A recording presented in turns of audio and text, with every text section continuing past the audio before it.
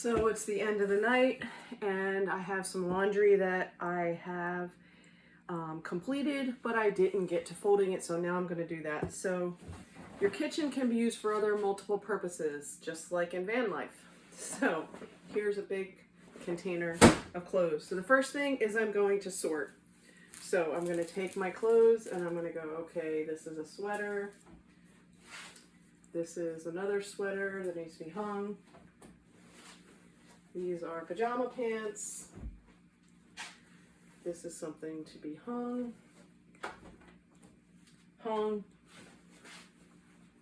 Pajama pants, and when they're inside out or what have you, then I'm gonna make sure that I get that organized.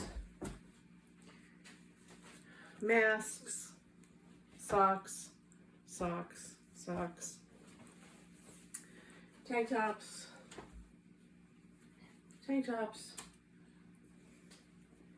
sleepwear,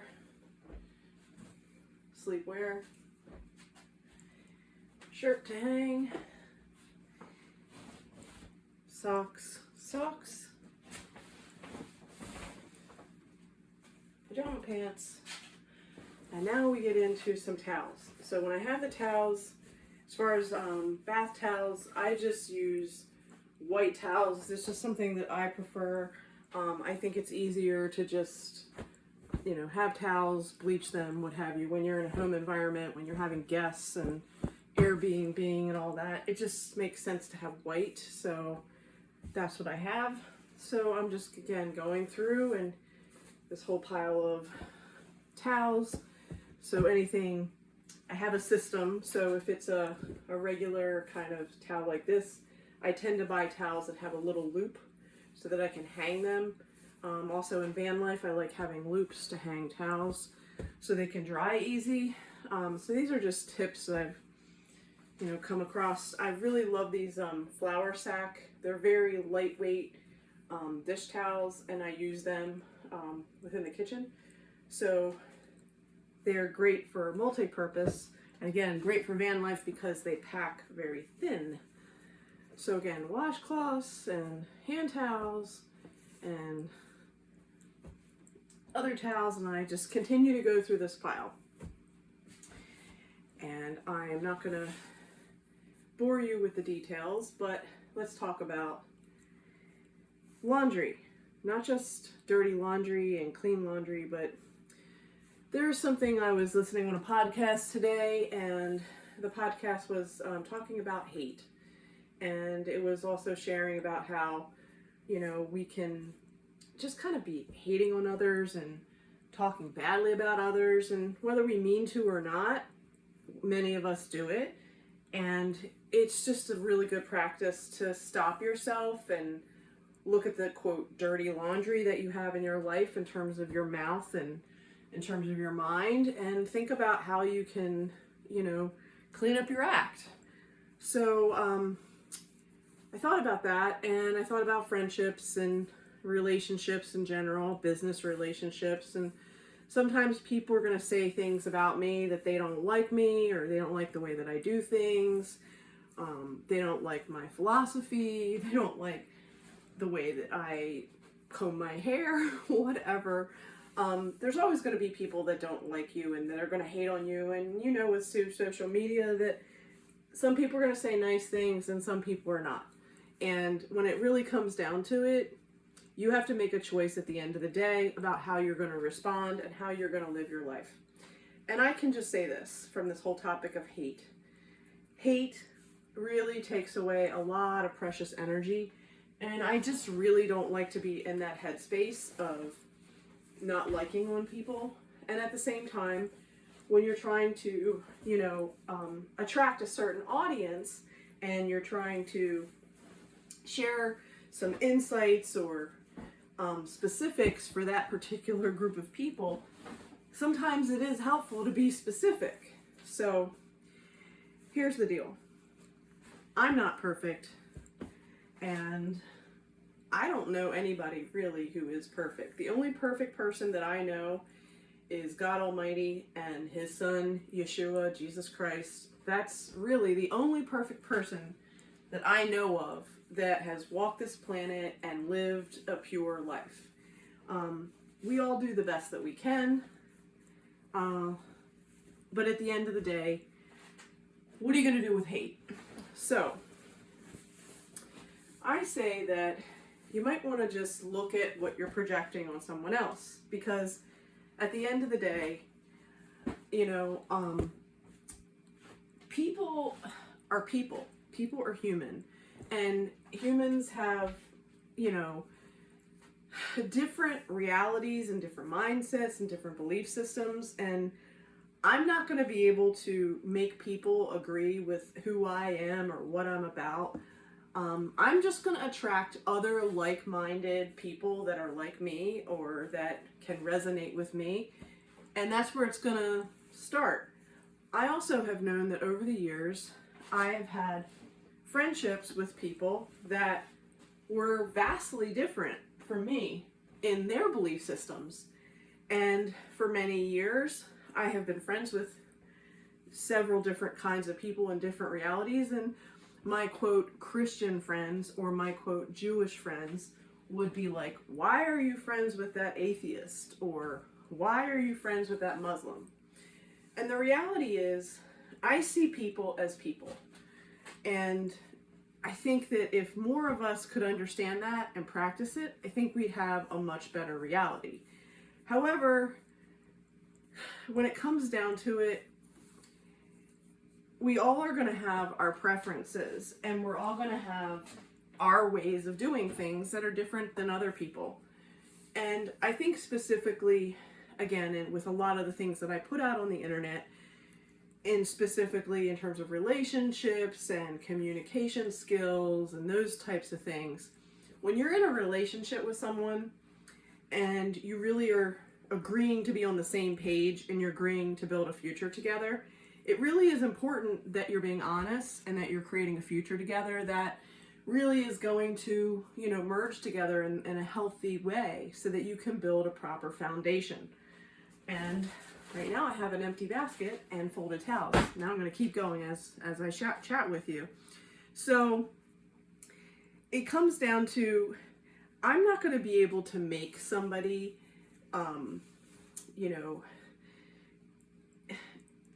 do things the way that I do things. I'm going to be able to demonstrate by my behavior who I am, what I'm about, what my expectations are, and if that person or persons would like to carry on a relationship with me, then they need to be able to understand and respect what I expect, what constitutes my home sanctuary, how do I live,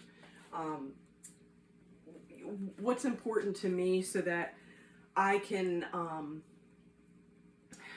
be the best person that I'm trying to be, and that I can be the best person I'm trying to be in connection with the person that I want to spend my life with, in terms of a life partner, in terms of a husband.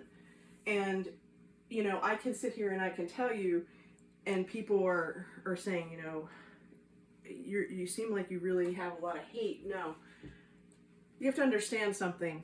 When two people start out a relationship and they're both on the same page, they're both on the same level, and they both are in agreement about how they are choosing to live their life, and that they're both choosing to live a clean and sober life, there are certain signs and signals that illustrate what living a clean and sober life looks like. And again, unless you have really detailed questions and answers and discussions about what your expectations are, and in my case with my beloved Eric, we had things in writing.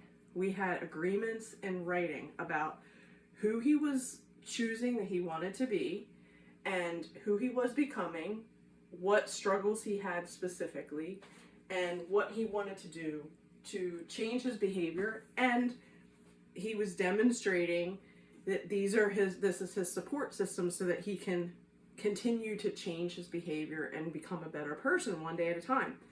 And the reality is that when someone really comes to you raw and they say, this is who I am, and this is what I'm struggling with, and this is where I'm feeling strong, and this is where I'm feeling stuck. I mean, that's the kind of relationship that you want to have with someone. And to be fair, you know, just so that it's clear, I loved Eric with all my heart and all my soul, and he was my dream guy, and he was my, you know, high school sweetheart. We met when we were 15 years old, and we both had a very similar take on life, and we both had a very similar spiritual foundation, which is what brought us together back when we were 15, and then back when we were just a few years ago. And the point that I'm making is that you really can't build a future with anybody unless you're on the same page in terms of what you're agreeing to do individually and what you're agreeing to do as a couple. And we were both on the same page, and we were both demonstrating that we were both on the same page. And I can tell you that the first, 18 months or so with Eric was just pure bliss. We were in that love bubble, and, we finished each other's sentences. We were both supportive to each other with whatever home and house needs needed to be done. He was an excellent chef, as am I, and we both shared in the responsibility of cooking food. We both shared in the responsibility of doing laundry. We both shared in the responsibility of creating a life together. And the reality is, when you know who someone is and how they're behaving, and everything is being supported, and you feel loved, and it's demonstrated that you feel loved, because everything that your entire being and everything that you are experiencing, you feel that it's real and authentic. And I absolutely had that with Eric. And the reality is, sometimes when things like a pandemic happen, people that have a great structure and a great NA network, AA network, Al-Anon network, Celebrate Recovery network, whatever the network is, you can have the greatest support systems and the greatest sponsor and the greatest people that are there.